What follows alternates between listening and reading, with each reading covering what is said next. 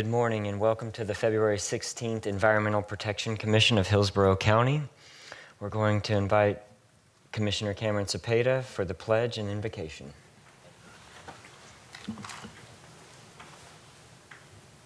I pledge allegiance to the flag of the United States of America and to the republic for which it stands, one nation, under God, indivisible, with liberty and justice for all.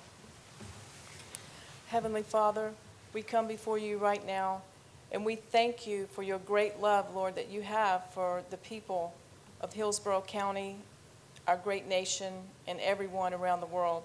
We thank you for your great love. We thank you for this time here, and we ask you to lead us and guide us. We thank you for your protection, continuing to protect our men and women in the military, serving here and around the world. We thank you for your protection over all of our law enforcement and first responders. We thank you and we ask you for your continued protection. In your holy name, amen. Amen.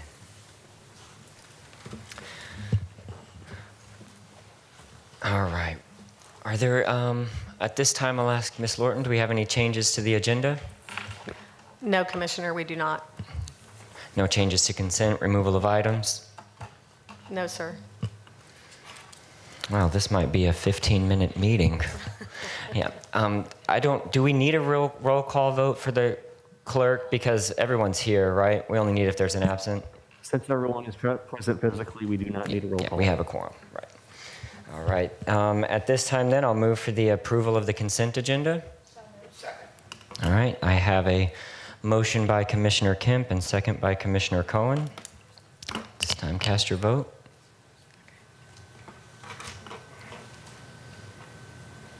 Motion carried 7-0. All right, we have no public hearing, so I guess we're going right into the regular agenda. Just for the record, there are no one here for public comment, virtual or in person. Yep. Yeah, I did note that. Sorry. So we're gonna skip right along here. Yes, sir. Yeah. All right. So I guess we'll start with our first item, item 9A. Yes, thank you, Commissioner.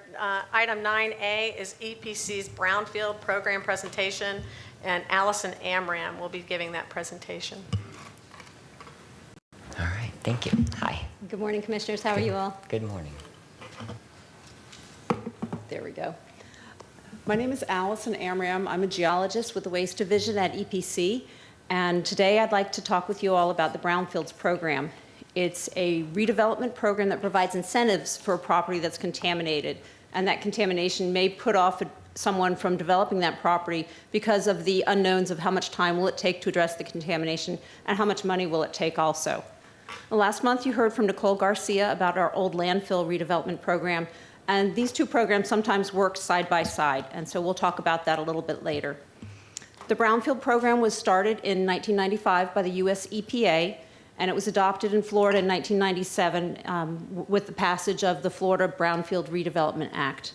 And in 2004, the Florida Department of Environmental Protection delegated EPC to manage the Brownfield program in Hillsborough County for them. So we'll be talking more about that today. The images on your screen, the upper left is pre-development. This is the former Star Dairy. It's EPC's largest brownfield site. It's 158 acres, and it's currently in construction. And you can see all the earthwork that's being done on the bottom. The Brownfield program has two goals: to redevelop the site to a better use and to clean up environmental contamination that's there.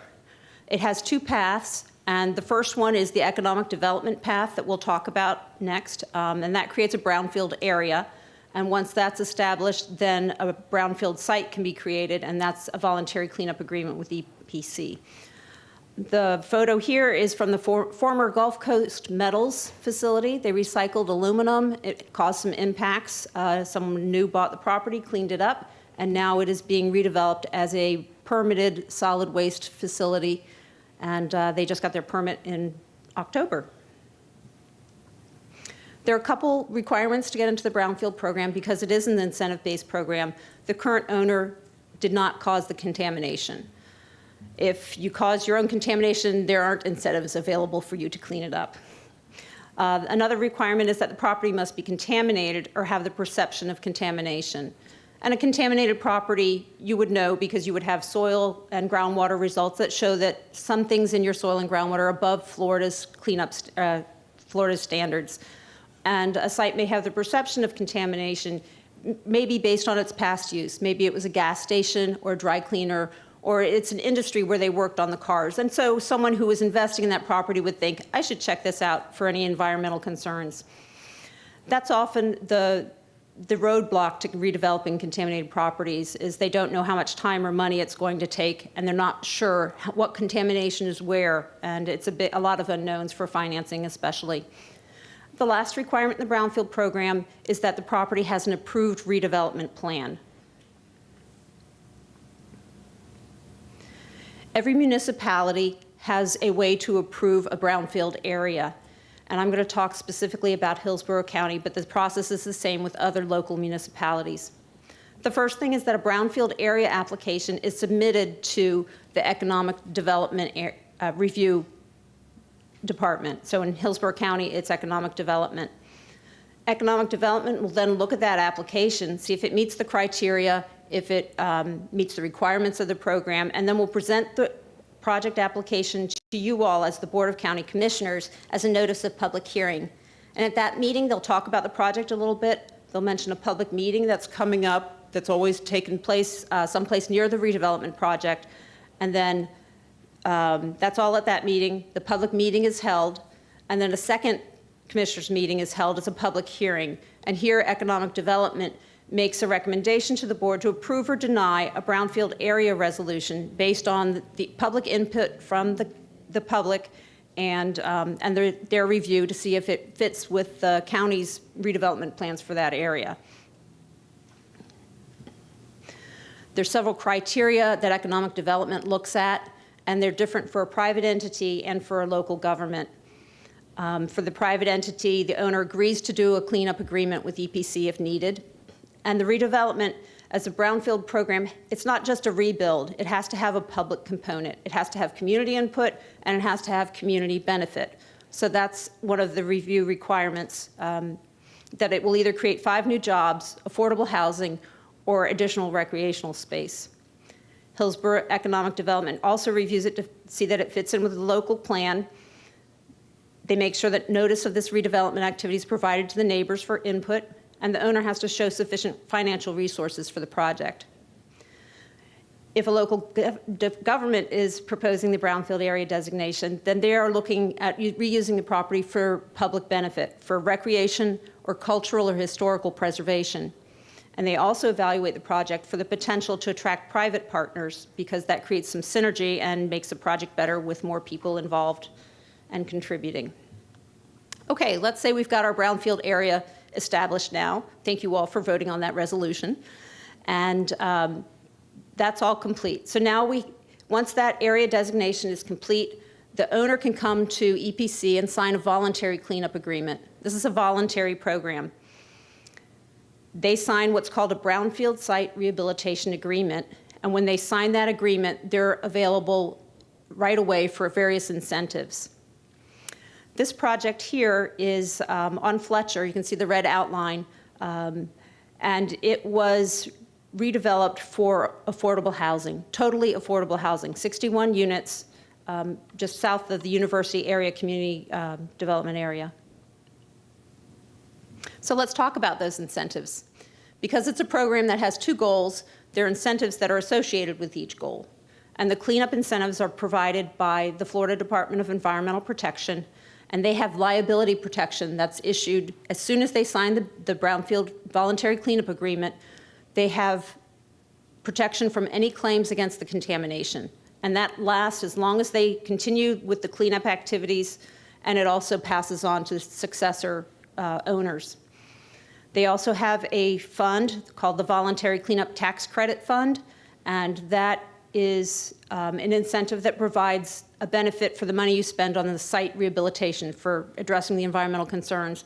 And there are different tax credits within that voluntary tax credit. There's one for 50% of the money you spend cleaning up a site annually. You submit your application, it's reviewed by DEP, and then the credits are issued to you up to a maximum of $500,000 annually, and that is for, it's issued as a Florida corporate tax rebate credit. And if you are a local municipality, like such as the city of Tampa or even the port, Tampa Bay, they don't pay corporate tax, but they can sell those tax credits on the secondary financial market and get 89, 91 cents on the dollar. So it's still beneficial.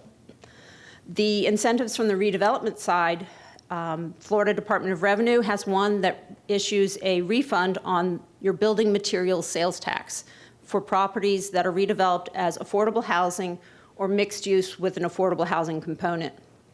And the Department of Economic Opportunity, in conjunction with Enterprise Florida, has a job creation bonus tax refund. This is a map of EPC's brownfield sites in Hillsborough County. It's a very large county, so we have 3 maps at 3 different scales. We have the densely populated area around Tampa that shows the sites on the left in the large map, and you'll see that there are a bunch of sites at the port and along US 41 in some formerly industrial areas. And then we have sites also out in Plant City and Ruskin and Sun City Center. EPC's main role is to manage that contaminated site cleanup. We work with the Brownfield area applicant as they're going through their economic designation, and we work with them on drafting their Brownfield site rehabilitation agreement. And then they start their journey through Florida's contaminated site cleanup rule. They have to assess the site. What were the environmental impacts at the site? Are they to soil or groundwater, surface water? What type of that impact is there? How concentrated is it? Where is it going? All of that. And then they work their way to remediation. Let's clean it up. And monitoring to ensure that the remediation is complete. When they get to the end, they're issued a site rehabilitation completion order. And this is an incentive that's not listed as incentives for the Brownfield program. But what this document says is that a property owner who didn't cause the contamination assessed everything, cleaned it all up, and the cleanup meets the criteria of Florida's rules. So that is a very compelling place to be when you're looking for additional financing or investors, or if you're renting out property for a parcel that was once contaminated and now it's cleaned up or controlled. EPC has a total of 46 sites. 20 of them are closed. We closed 3 of them last year and have more in closure right now. 26 of those are active sites currently, and half of those are in assessment, and the other half are split between remediation, monitoring, and closure. The state of Florida has about 460 sites, and they've closed 200, so EPC is sitting there right at 10% of all of the Brownfield active sites and closed sites.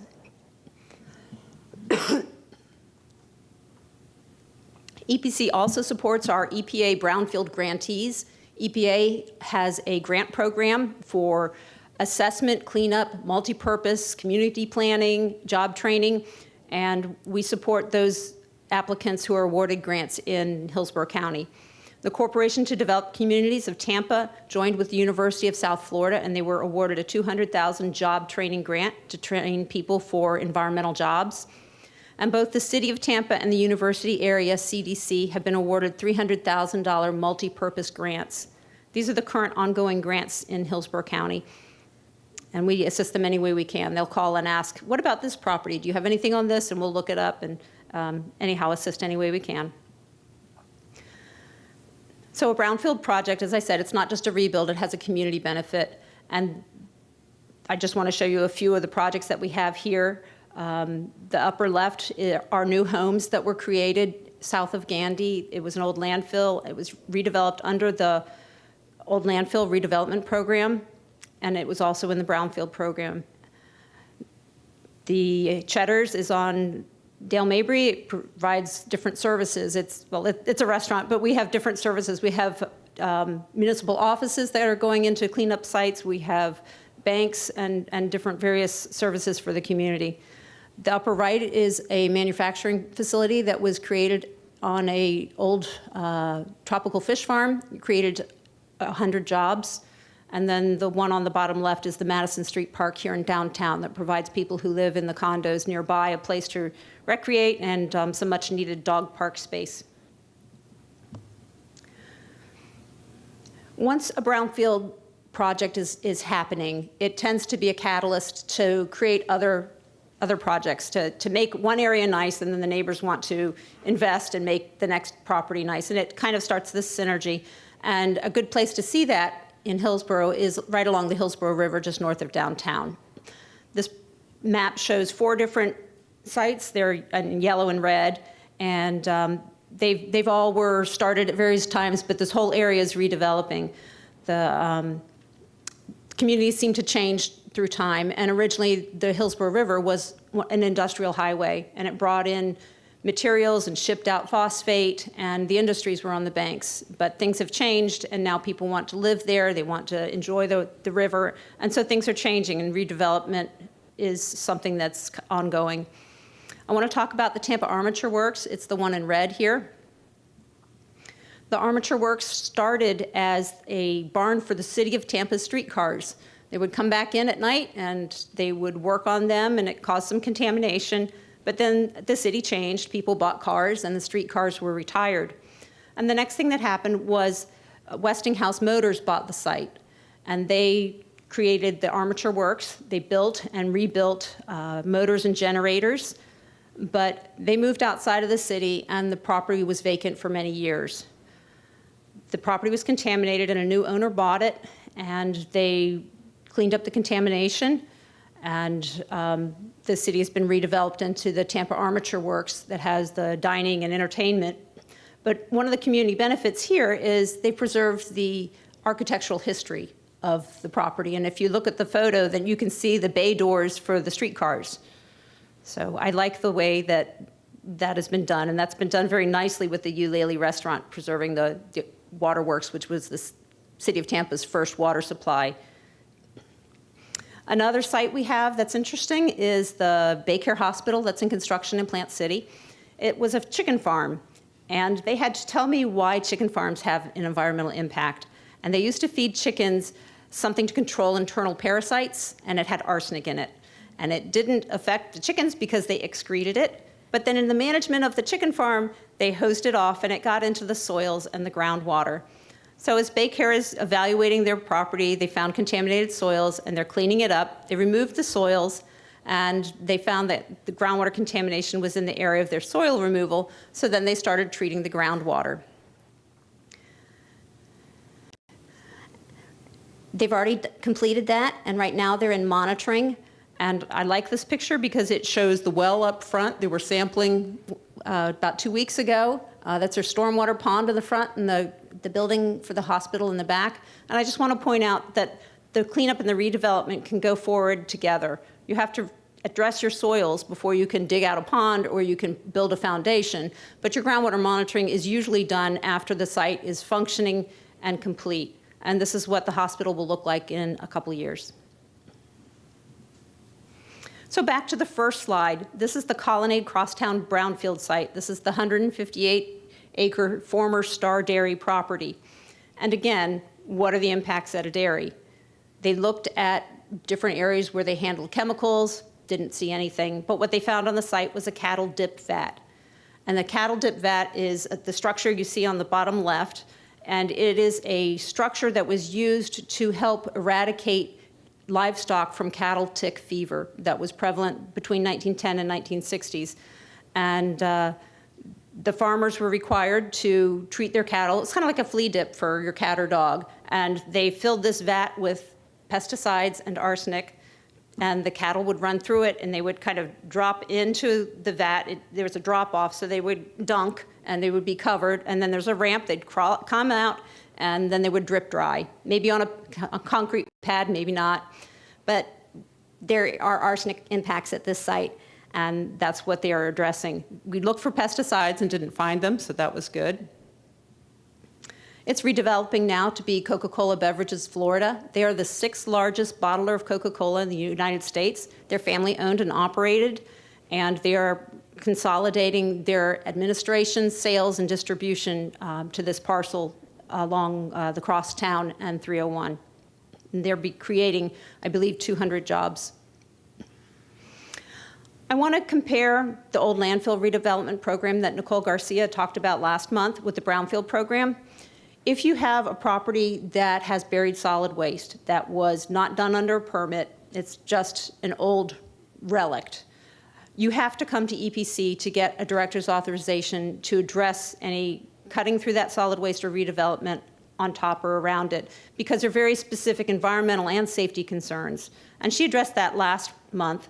But what you can also do is you can also voluntarily go into the Brownfield program. And the reasons most people go into the program are through the incentives and the liability protection. So the liability protection is very key with some of the developers. And the incentive that makes it so attractive is the voluntary cleanup tax credits have a solid waste credit, and it will provide reimbursement through the tax credit of 50% of your costs, up to $500,000, for removing the waste, transporting it, and properly disposing of that waste. This is the Spruce Street old landfill that's in the West Shore area. And when you look at it, you can see the site that's got the dashed outline around it is vacant, and everything else is pretty much developed. That's the old landfill.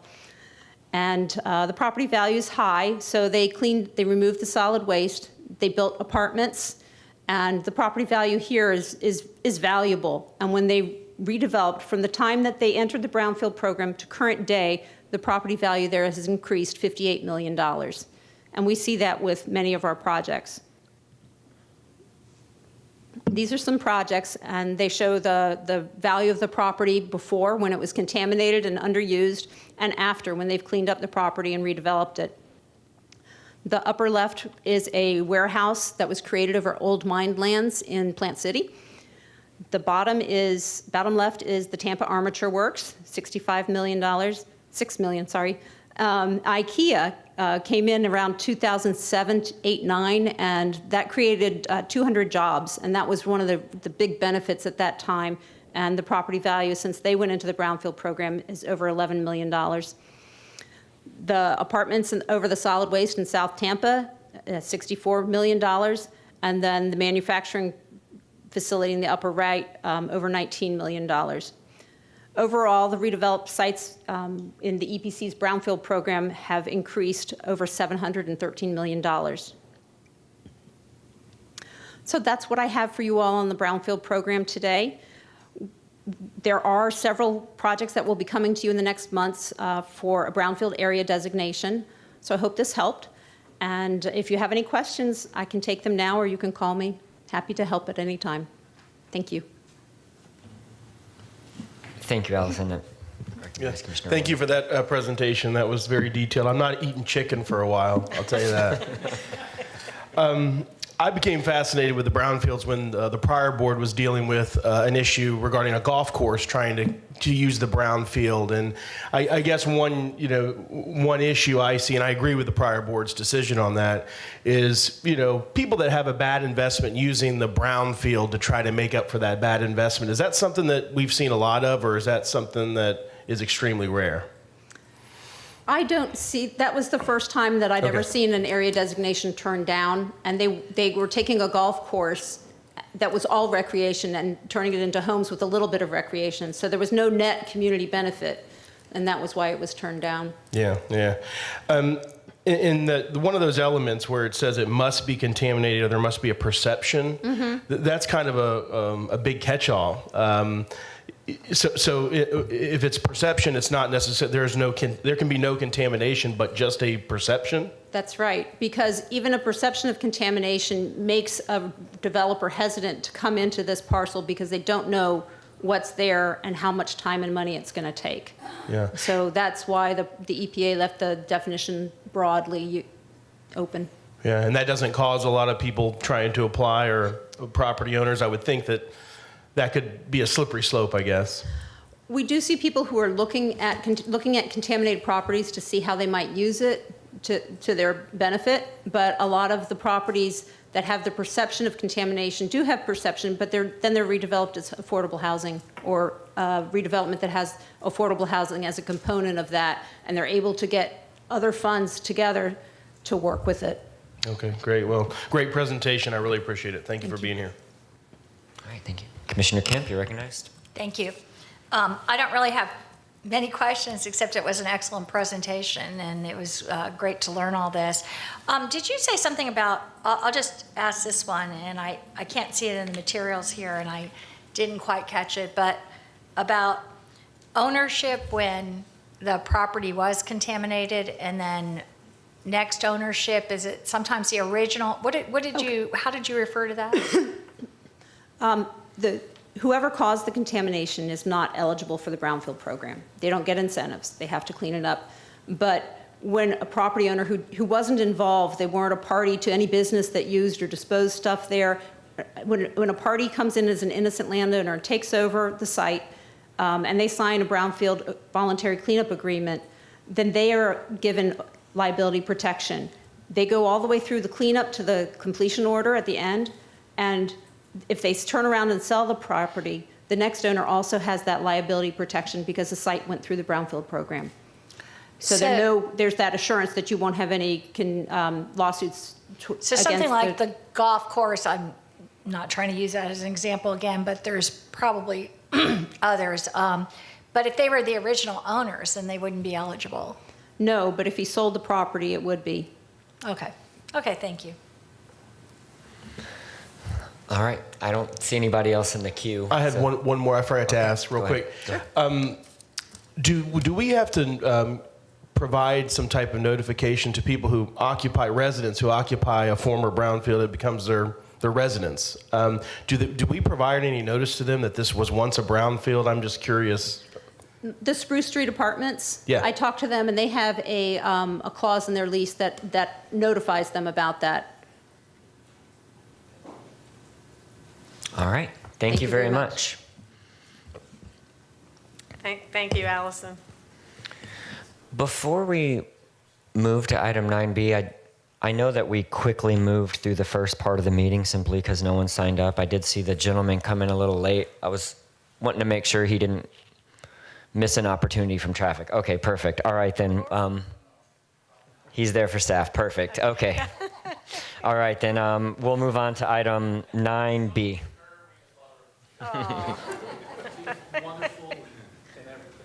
Awesome. Thank you. To let you know, Allison is the Brownfields director, and she handles all of these sites, and she is wonderful. We concur with you, and you did a great job, Allison. Thank you so much. Appreciate it. Hello, sir. And yes, Commissioner, we're moving to 9B. This is the yard trash processing facility and compliance presentation, and this is Ron Cope who will be giving that presentation. Good morning, Commissioners. Ronald Cope, EPC staff with the agency's Waste Division. I'm here to give a brief overview of the agency's activities associated with permitting and compliance at yard trash processing facilities that operate throughout Hillsborough County. First off, and I'm going to apologize, I'm going to read, but I'm going to define a couple of things for you. The first one being yard trash. This is a paraphrase of the state definition, which is landscape maintenance or land clearing, solid waste from landscape maintenance or land clearing activities, including trees, shrubs, trimming, grass clippings, and that kind of thing. It also includes rocks, soils, and other material considered clean wood.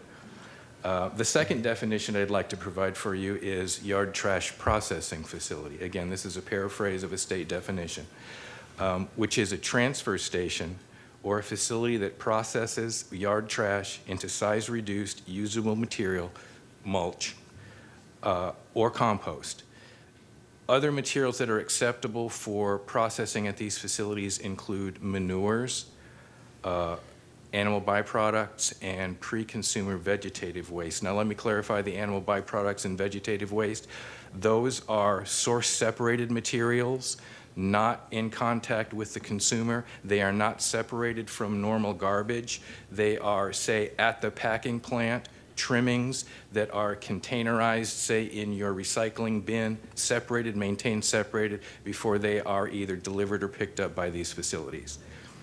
Yes, ma'am. I hate to interrupt you. Your slides are not advancing, so I don't know if you're doing it yourself or I'm if James sorry. Brewer is advancing them. Allison did her own slides, so I just wanted to let you know. There's the definitions. I apologize.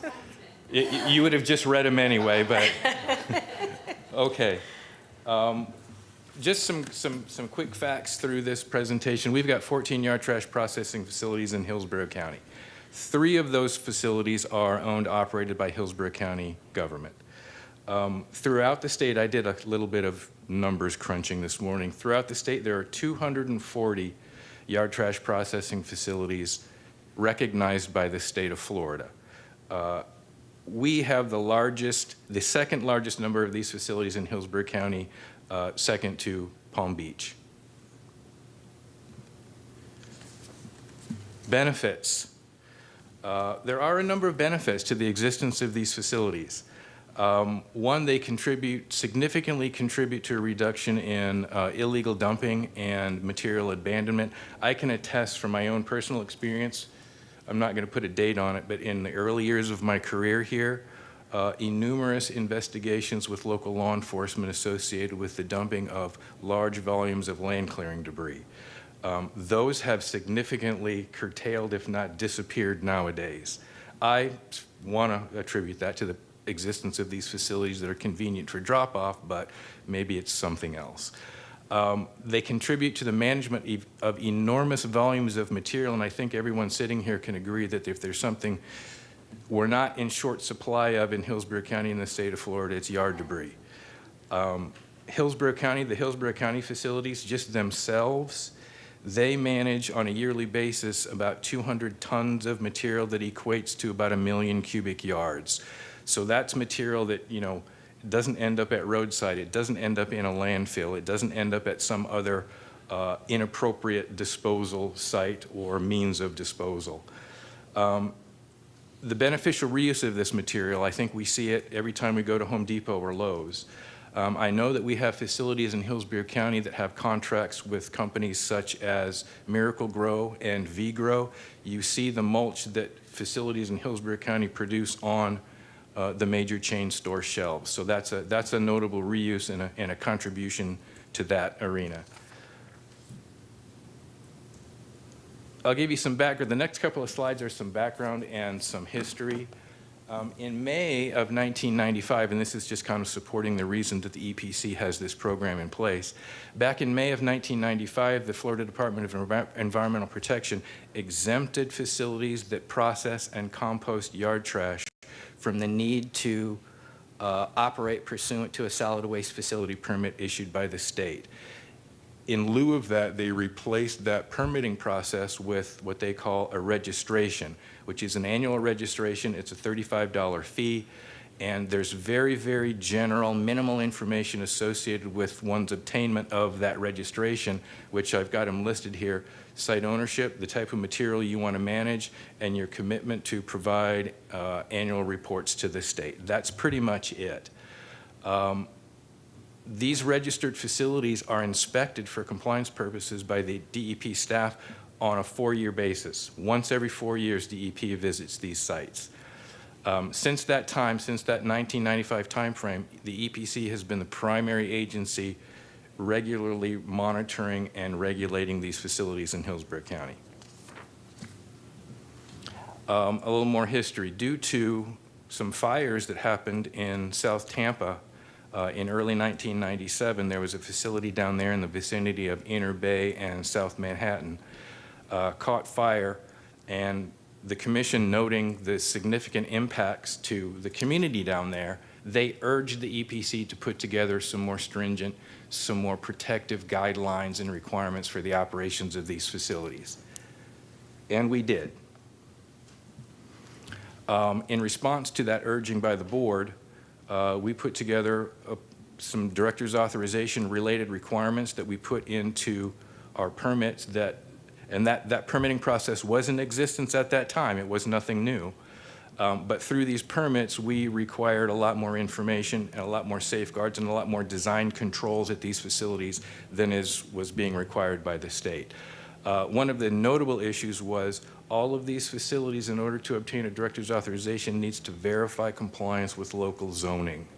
There are no yard trash processing facilities in Hillsborough County that don't clearly comply with the zoning regulations and land use code.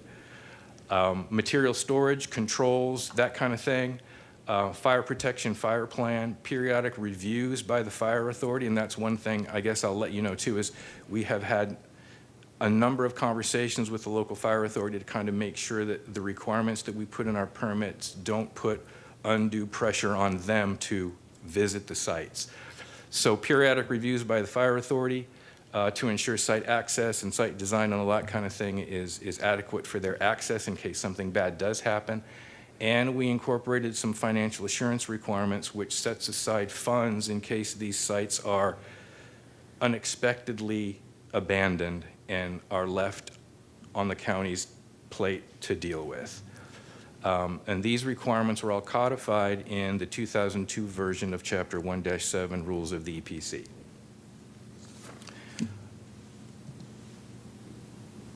I wanted to kind of give you some insight into the requirements that actually go into these permits. And one of the things I want to point out is these are 5-year authorizations. Every 5 years, these facilities, if they're still in operation, need to review their director's authorization. And in contrast to the state's compliance visits once every 4 years, we have staff that go out 4 times a year. So that's, to me, a significant difference on our ability to monitor and maintain compliance at these facilities.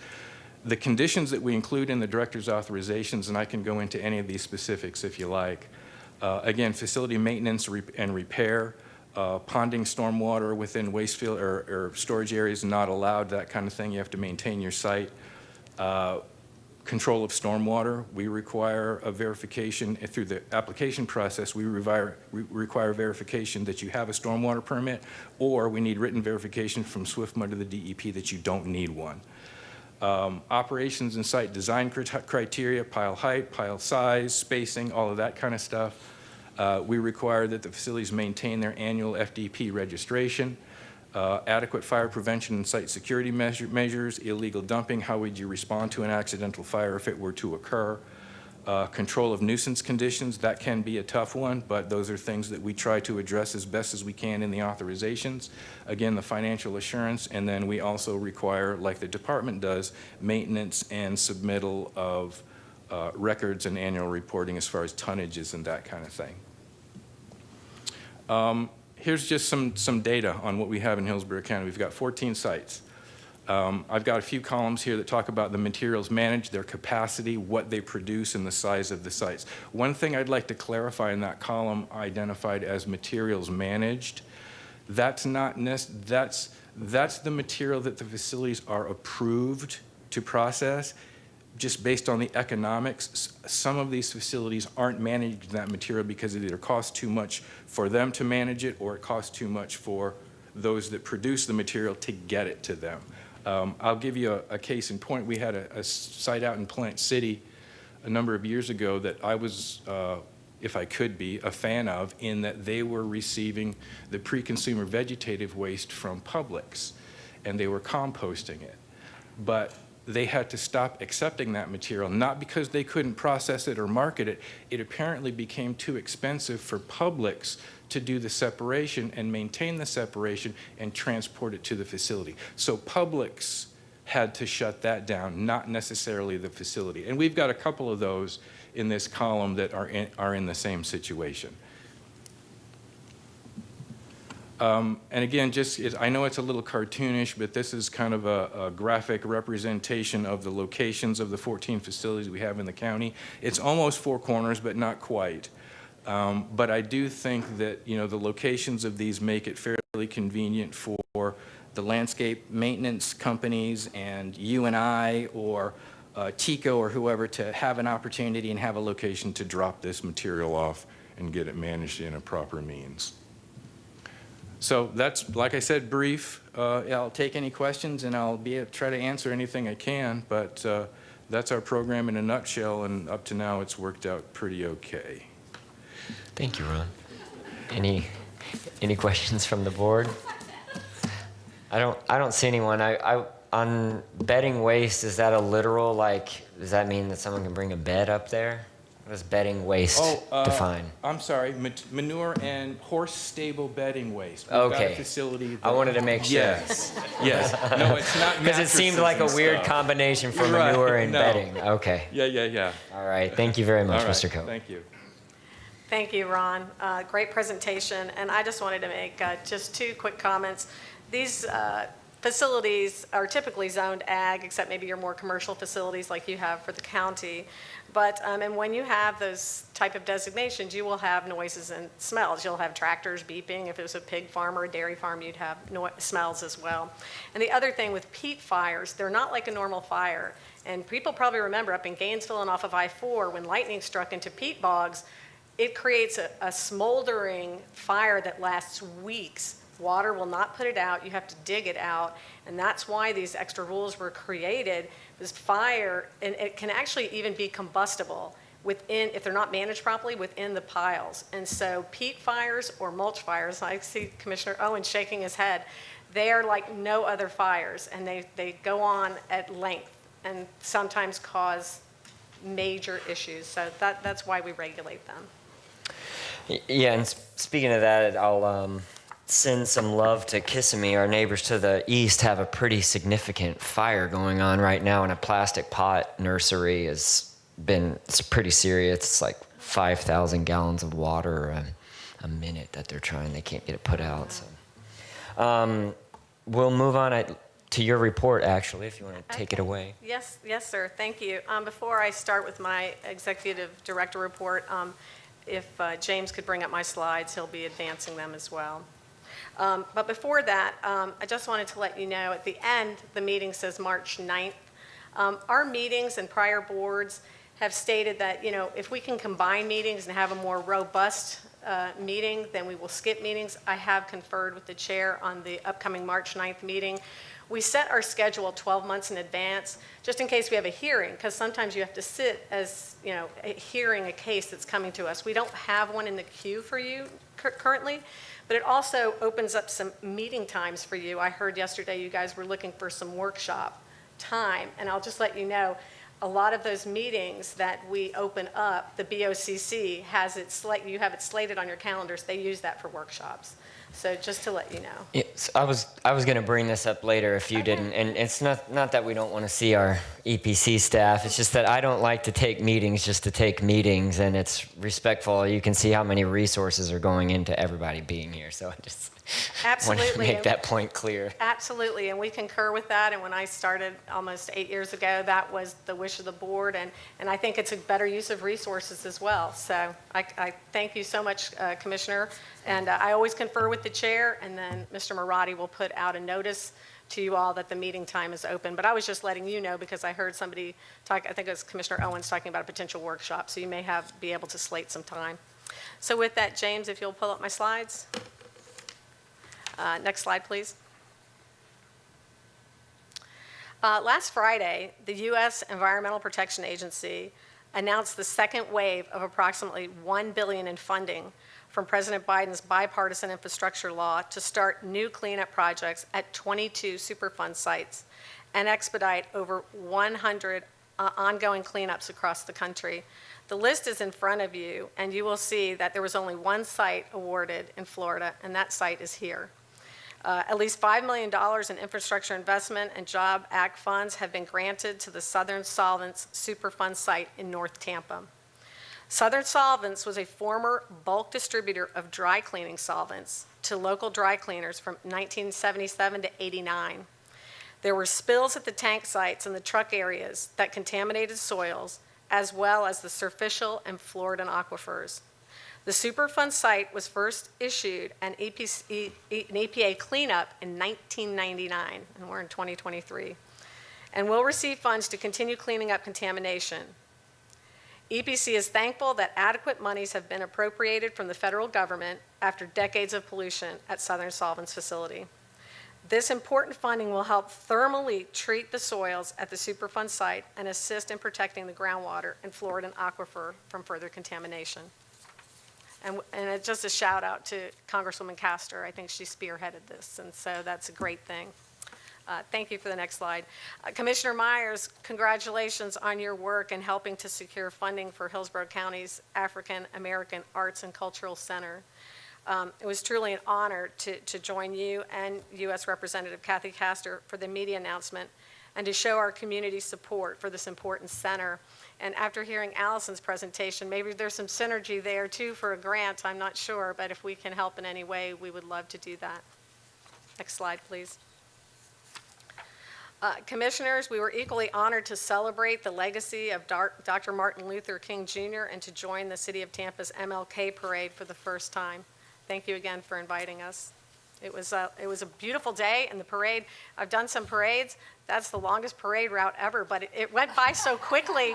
I mean, it really did. I mean, it was just a fun day, so thank you again.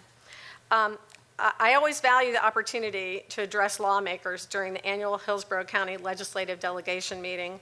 It's an important venue for me to share with state leaders as well as EPC that represent our local citizens about EPC's mission and the services we provide.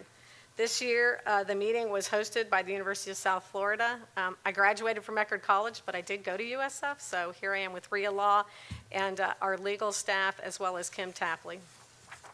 Next slide, please. EPC hosted the EPA's bi-monthly task force meeting, which is led and coordinated by the local U.S. EPA Criminal Investigations Division.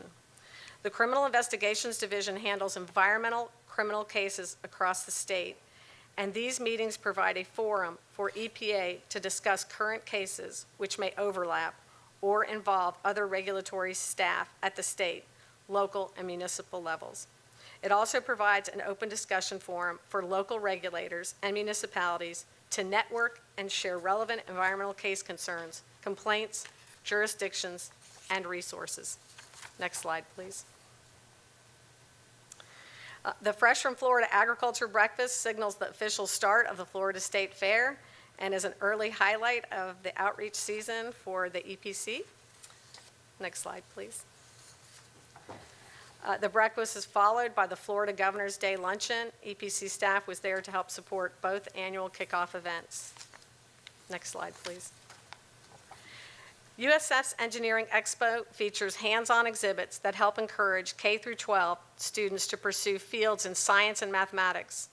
EPC has been a proud participant and exhibitor at the Expo for over 2 decades, reaching thousands of students, and we are so honored to have the opportunity for our engineers and volunteers to be a part of this important educational event.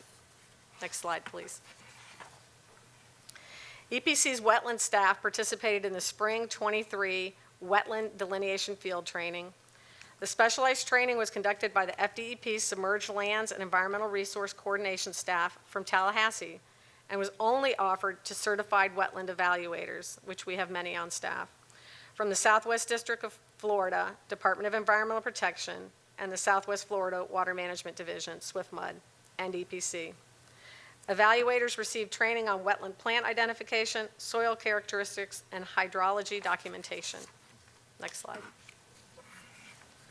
And with that, Commissioners, this concludes the meeting. Our next meeting will be April 20th, and we will send out that cancellation notice for you to have in your file. All right, perfect. No future issue items from anybody? I just have one thing. I want to thank you all. I went out on the boat last month with EPC, and I would really encourage every commissioner to do it. When in doubt, we skim it out. That's an inside joke. But I just want to thank you all for taking me out. It was very eye-opening. It has really changed my perspective on a lot of things going on in the water, so thank you. Awesome. All right, thank you very much. We are adjourned. Thank you, Commissioner.